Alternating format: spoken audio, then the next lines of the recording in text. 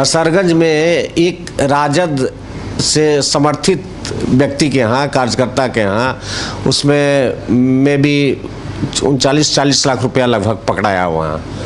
तो समझिए कि अभी ये हालत है, अगर वो सत्ता में आ जाएंगे, सरकार में जीत जाएंगे, कितना मनोबल बढ़ जाएगा वो उसकी आप कल्पना नहीं कर सकते हैं। ये है, ये सब वो सब काल्पनिक ये है। कहीं कोई वैश्य समाज के लोग टोटल भाजपा से जुड़े रहे हैं और ये से जुड़े, कहीं कोई सवाल पैदा नहीं होता।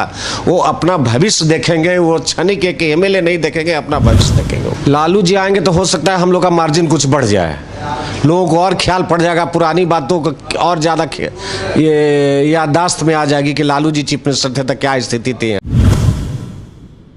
नमस्कार, आप देख रहे हैं आरएडी न्यूज़। मेरा नाम योगेश चक्रवर्ती है और इस वक्त हम खड़गपुर के मिल्की गांव में हैं और हमारे साथ यहाँ एक ख़ास मेहमान हैं। जैसा कि आप सभी जानते हैं कि तारापुर में उपचुनाव हो रहा है। जैसा कि आप सभी जानते हैं, तारापुर विधानसभा में उपचुनाव हो रहा है और इसी सिलसिले में बाढ़ विधानसभा क्षेत्र से बीजेपी विधायक ज्ञानेंद्र सिंह ज्ञानू प्रत्याशी हैं, उनके समर्थन में आए हुए हैं, उनके लिए वोट मांगने आए हुए हैं। आइए उनसे बात करते हैं। आरएडी न्यूज़ में आपका स्वागत है सर। धन्यवाद सर। ये बताइए कि मतलब आप यहाँ तारापुर विधानसभा क्षेत्र में आए हैं, क्या माहौल है, क्या आपके प्रत्याशी की संभावना है? देखिए, तारापुर के बारे में तो और कई लोगों, चूँकि यहाँ ससुराल है, रिलेटिव है, सब लोग परिचित हैं, तो बातचीत भी पहले भी बातचीत कर रहे थे, बहुत सारी स्थिति का पता चलता था। लेकिन हम आए हैं, कल से यहाँ काम कर रहे हैं और मुझे नीतीश जी ने कहा कि आप नहीं, आपका ससुराल है, आप जाइए, आप थोड़ा समय दीजिए वहाँ। लेकिन यहाँ वातावरण बहुत बढ़िया है, बहुत अच्छा हो गया है वातावरण। और जो एनडीए के कैंडिडेट हैं, जेडीयू के कैंडिडेट हैं, राजीव, हम लोग का, ऐसे तो हम तो जेडीयू में भी रहे बहुत दिन, तो मेरा बहुत ही शिष्य भी है वो लड़का, वो बहुत दिन से 94 से ही है जुड़ा रहा है मेरे साथ। और यहाँ लोगों से बात करने पर, घूमने पर काफ़ी वातावरण में परिवर्तन हुआ है, काफ़ी अच्छा हो गया है। हमको कहीं से यहाँ जीतने में कोई डाउट नहीं लग रहा है। यहाँ हर वर्ग के लोग यहाँ जेडीयू को और एनडीए को वोट दे रहे हैं। जी। सर, आप जैसा कि आपने बताया कि आप जेडीयू में भी रहे हैं, बीजेपी में हैं, अभी आप वरिष्ठ नेता हैं। सर, ये बताइए कि ये उपचुनाव हो रहा है, फिर सत्ताधारी दल और विपक्षी पार्टियों के लिए ये मतलब इतना नाक का सवाल क्यों बना हुआ कि तमाम मंत्री विधायक जो है यहाँ पहुँचे हुए हैं? देखिए, बाई इलेक्शन वगैरह में होता है कि प्रतिष्ठा की सीट तो जरूर होती है। दोनों सीट सत्तारूढ़ दल की सीट है, दोनों जेडीयू की सिटिंग सीट रही है, तो प्रतिष्ठा की सीट रही है, तो उसको निश्चित रूप से चाहता है पार्टी, एनडीए चाहेगी कि किसी तरह में हम ये सीट मेरा जाए नहीं। ये सीट से कोई सरकार बनने बिगड़ने का कोई खतरा नहीं है, वो उससे कहीं कोई मतलब लेना देना नहीं है। जो तेजस्वी झूठ प्रचार कर रहे हैं कि 2 सीट हम जीत जाएंगे तो मेरी सरकार बन जाएगी, बताइए ना कितना है, कहाँ 127-28 सीट है, 110 सीट है, 110 सीट से 112 हो जाएगा, 125 हो जाएगा, तो पर भी 10 का डिफरेंस रहेगा। कहाँ से सरकार बन जाएगी? उसको सरकार बनने का ये सब है, वो अब जनता को केवल ये करने के लिए बेवकूफ़ बनाने का, जनता समझती नहीं है। मतलब कुछ लोगों को छोड़ के बाकी जनता समझती है ना कि अगर सरकार बन जाएगी तो क्या हालत होगा। जो हालत आज से 16 साल पहले जो हालत था, फिर वही स्थिति न होगी, वही रहोगी। हम लोग तो यहाँ ससुराल है, शादी के समय आए थे तो न रोड था, न बिजली था, कुछ नहीं था यहाँ। 1 मिनट के लिए बिजली नहीं था, रोड नहीं था, सब अपना शादी उदी में जनरेटर वगैरह ये सब पर ही ये था। कहीं कुछ लॉ ऑर्डर इतना बिगड़ा हुआ था कि आदमी अंधेरे होने के बाद कोई फैमिली के साथ कहीं जा नहीं सकता था। अब नक्सल का आप जमुई उस समय चले जाते हैं, दिन में भी जमुई इस रोड से आप खड़गपुर से जमुई नहीं जा सकते थे वहाँ।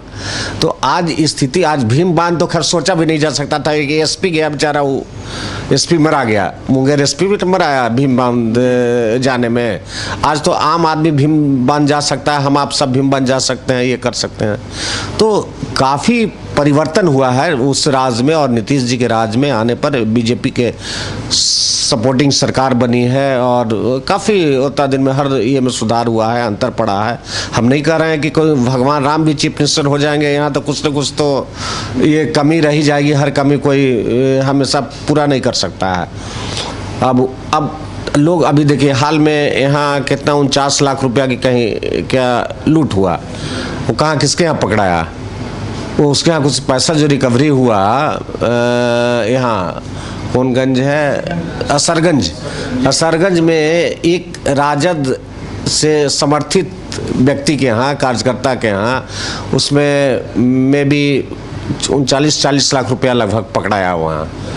तो समझिए कि अभी ये हालत है, अगर वो सत्ता में आ जाएंगे, सरकार में जीत जाएंगे, कितना मनोबल बढ़ जाएगा वो उसकी आप कल्पना नहीं कर सकते हैं। अभी लोग बहस खड़ा के, मालिक जयप्रकाश यादव खड़ा, उनकी बेटी खड़ा होती थी और ये किए हैं कि उससे हम जीत जाएंगे। तो सबसे आहत तो कोई सरकार में, राज्य सरकार में रहा है तो बैस कम्युनिटी के लोग रहा है, कि लोग बिजनेस कम्युनिटी के लोग हैं, बिजनेस करते, व्यापार करके अपना रोजी रोटी अपना ये करते हैं।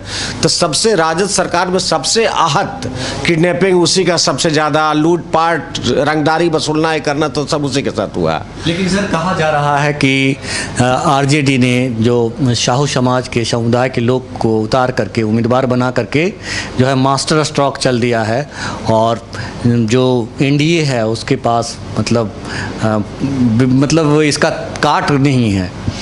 ऐसा कुछ नहीं है, केवल ये सब कागजी ये है, काल्पनिक ये है। हम तो देखे प्रैक्टिकली, कल तो पूरा समझिए गढ़ खड़गपुर बाजार जो है, गढ़ है एक तरह से बैस समाज का, मारवाड़ी समाज, बैस समाज, ये सब का गढ़ है काफ़ी बड़ा बाजार है। हमको लगता है कि जो यहाँ जो जितने बाजार हैं यहाँ इम्पोर्टेंट 4 बाजार हैं, उसमें सबसे इम्पोर्टेंट खड़गपुर है।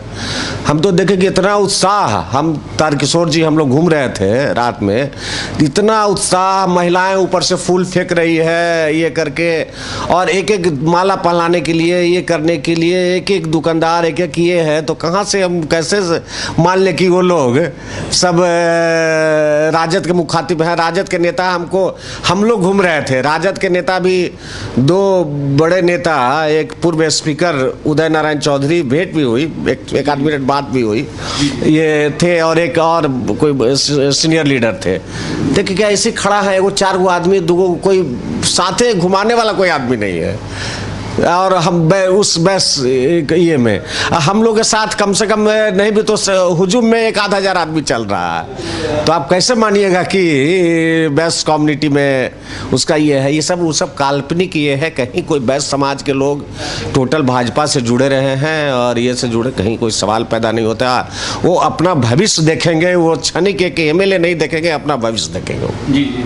लेकिन सर हमारे बैस समाज के लोगों से खास करके, मतलब मैं जब पब्लिक ओपिनियन कर रहा था, मार्केट में लोगों से बात कर रहा था कि वो क्या चाह रहे हैं, तो बैस समुदाय के जो लोग हैं, ज़्यादातर लोग कह रहे थे कि हमको 40 साल के बाद किसी बैस को किसी पार्टी ने टिकट दिया है, तो ये हमारे लिए गर्व की बात है और इस पल को हम जाने नहीं देंगे।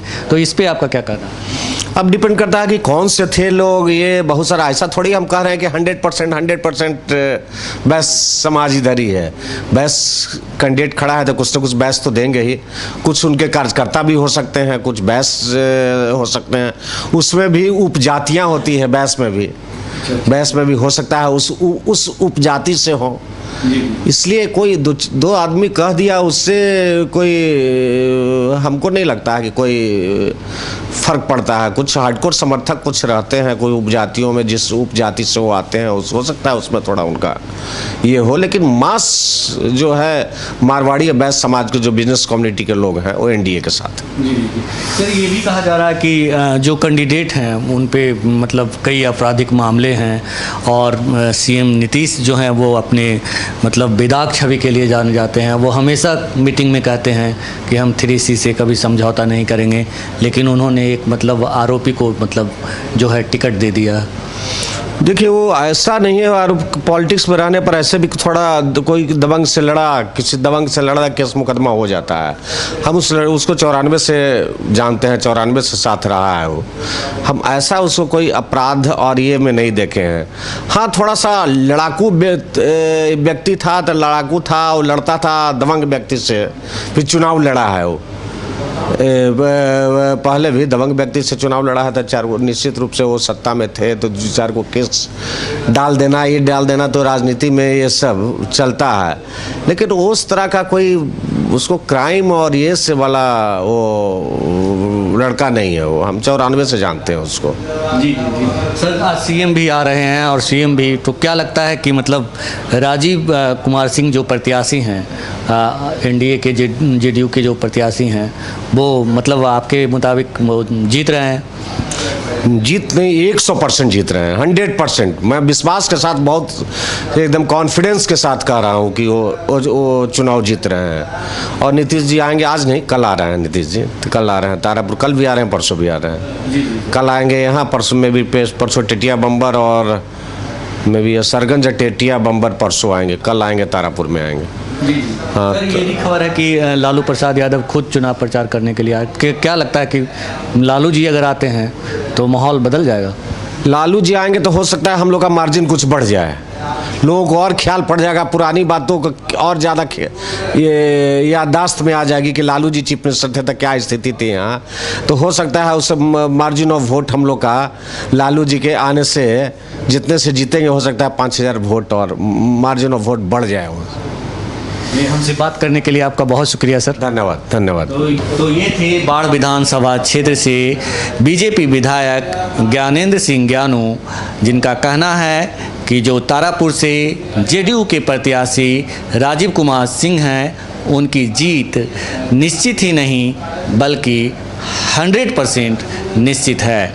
योगेश चक्रवर्ती, RAD न्यूज़, मिल्की।